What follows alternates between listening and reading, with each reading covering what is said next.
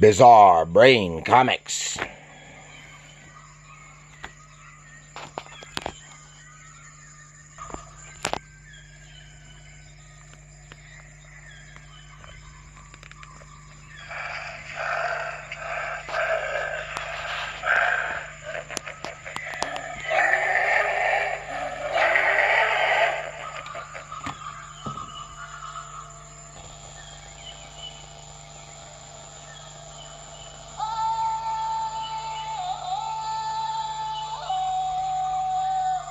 From the heart of the jungle comes a savage cry of victory.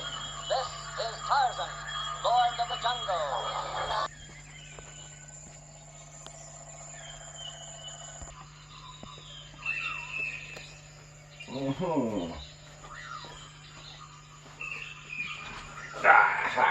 Hello, Gary here for Bizarre Brain Comics. Oh. You hear the jungle sounds?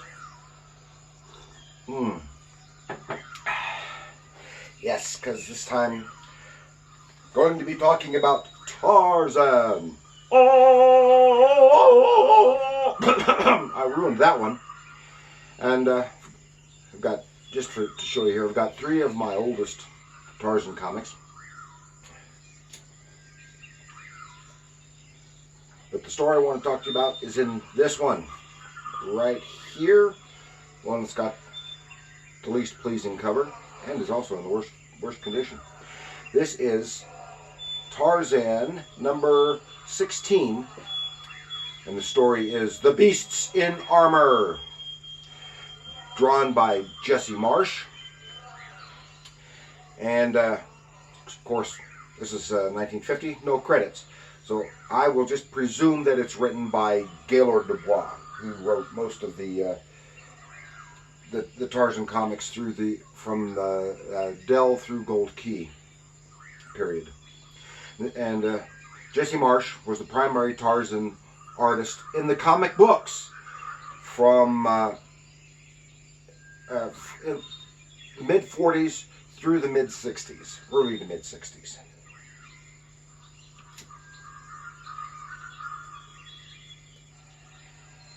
And they had a variety of covers. They had cover paintings, and they had also photographic covers, photos of the actors from the movies at the time, interspersed with some beautiful cover paintings such as this.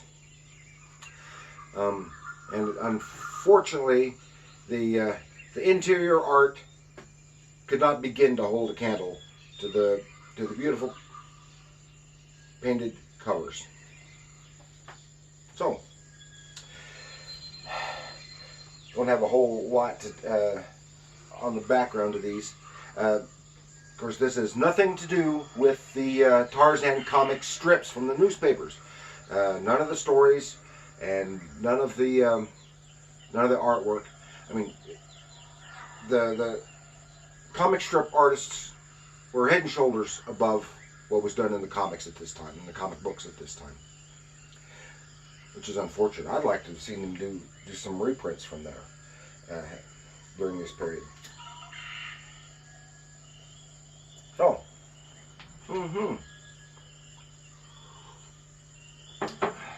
since this is a nice cover, I'm going to feature that one. So let's take a look inside Tarzan by Jesse Marsh. We'll look at The Beasts in Armor. And here are those three issues that I was showing you. These are all from the early 50s. This one that features the story that we're going to talk about, as I said, was number 16 from 1950. And these other two, I believe, are from 1954. Don't know who did that beautiful cover. And then this features a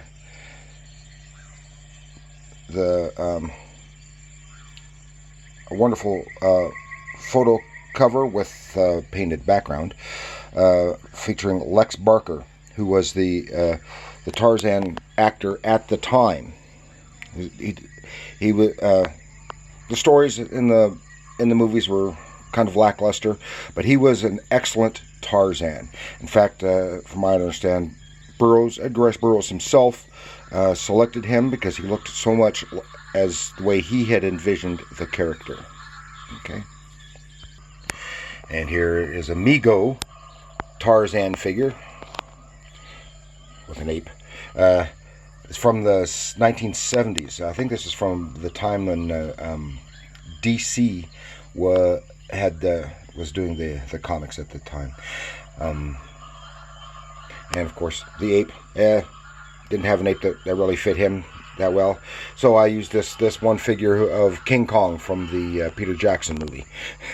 It works. And as I said, the interior art here is from Jesse Marsh. And I wanted to show you this here. This is a version of Tarzan of the Apes. This is the edition where I first read Tarzan of the Apes when I was a kid. Not this copy, unfortunately. That was from the library. But I later found this very rough copy. And it has illustrations in it. And one of the illustrators who worked on it was Jesse Marsh. And this is kind of fragile. I think Jesse Marsh did the pencils, and I think the other artists did the inks, because there's a distinct difference, although a distinct similarity, to the work done in the comics. So I just wanted to show you that. Now here we go, Jesse Marsh. And another good look at these good books here. Here we have Tarzan. You can see another Lex Barker, this time with Cheetah. Now, an interesting thing with these books at this time in the comics is that although they are, of course, based on the Tarzan novels by Edgar Rice Burroughs, but they did not adapt the novels. That didn't come until the mid-60s with primarily with Russ Manning doing the artwork on those. But they kind of blended the Tarzan of the books with the Tarzan of the movies, in that, because these have Jane, Tarzan and Jane, and Boy. Now, Boy is not from the books, he's from the movies.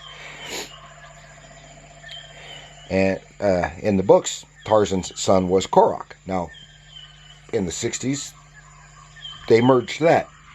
Boy grew up and became Korak, and then had his own title as Korak, son of Tarzan. But his background is completely different. And they even had backup stories, other backup jungle stories, including solo stories of Boy and Jane and Boy. Now, Jesse Marsh's artwork is pretty kind of lackluster. He was a fine artist, but he had some problems. His work is inconsistent, because he'll have, where's the one I wanted to show you? He'll have some really good, like this inside cover on this one, some really, really nice work, some good figures, good anatomy, and such. And it really works really well. And then he has some over here, some pretty clunky stuff.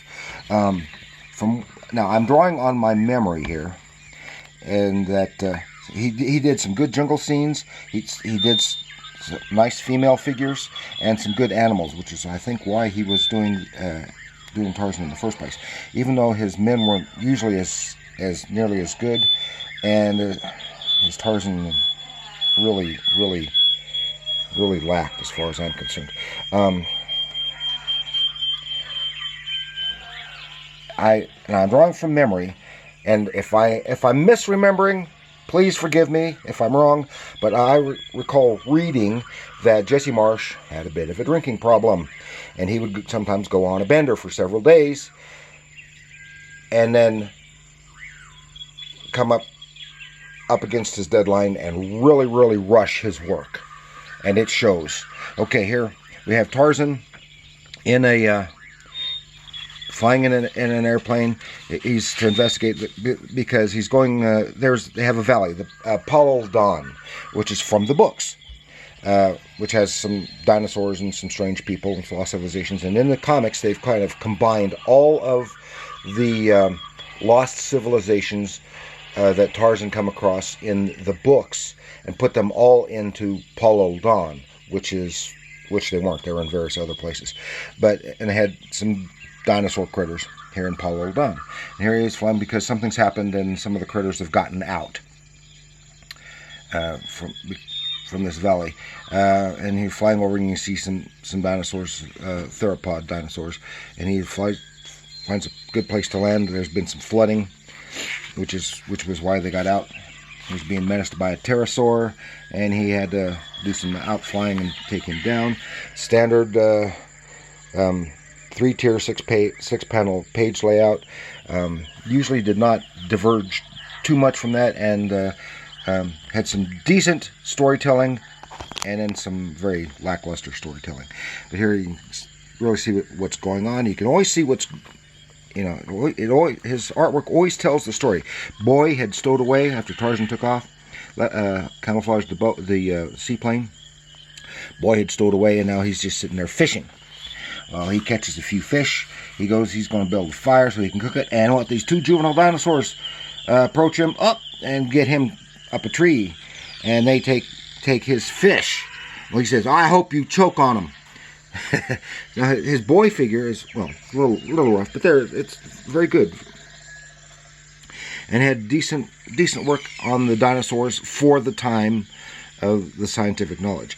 And here's some natives coming up, and they try to attack these dinosaurs, and they don't even bother. Their arrows just bounce right off, but does accidentally give himself a hot foot by stepping on the fire.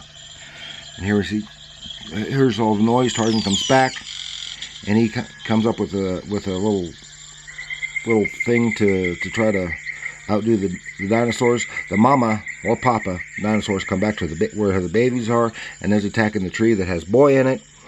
Tries to take it down, and here Tarzan comes to the rescue. And that's a decent image with the dinosaurs right there. And then surprisingly has this big splash panel, and could have been done better, but it really shows the relationship of size of Tarzan to these prehistoric monsters. Throws his spear, deflects right off the armored hide, so he throws this little wad of gummy thing into the beast's mouth, and kind of means that the beast, it's gummed up the works. Here again, you can really see the size comparison. But while Tarzan's climbing up to save Boy, Mama Beast gets a hold of Tarzan, but he can't bite him because he's got his mouth is all gummed up. Here comes something else. What's this?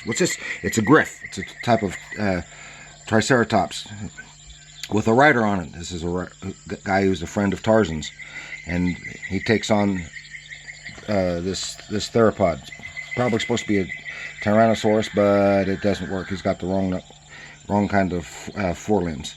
Too big and muscular. And while they're having a big battle there, again, it tells the story, and this one has some real decent anatomy on these human figures here. And a relatively decent battle going on between the beasts, but the theropod can't use its mouth because it's all gummed up, and the Triceratops, the griff is the victor. And Tarzan knows how these people, because these are semi-domesticated animals, he knows how to handle them.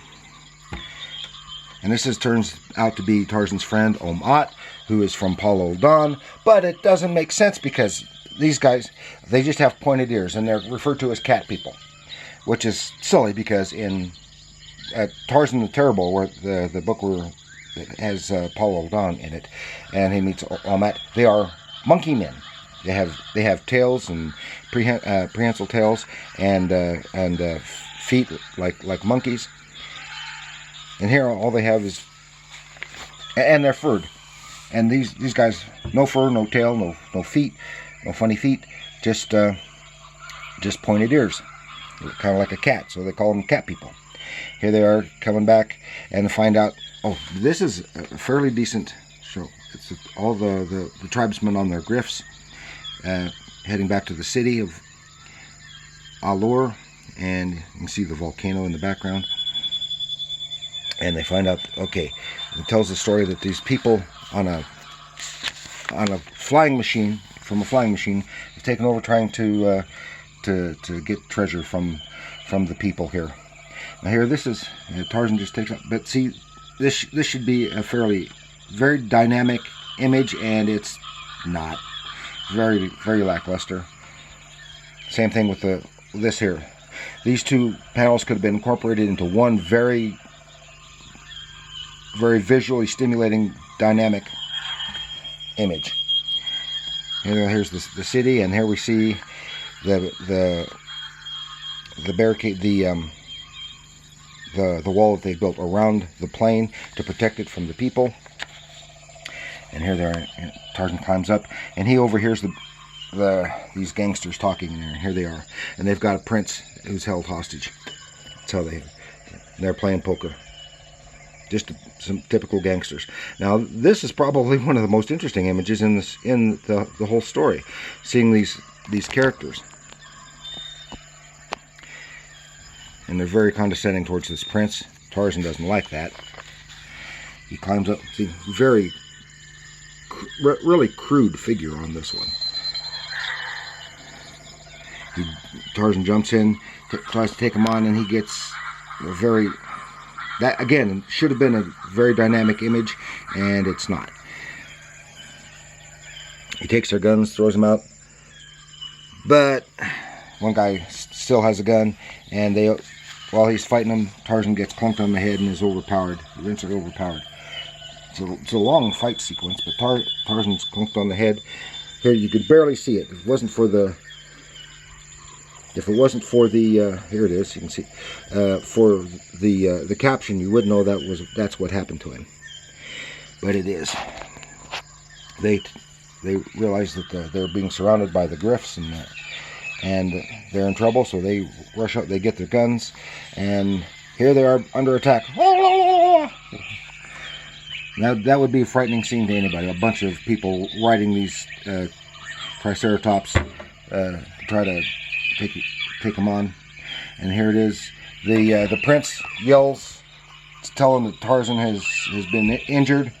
So they turn aside, smash in the door. Now that's a pretty nice image of those Triceratops.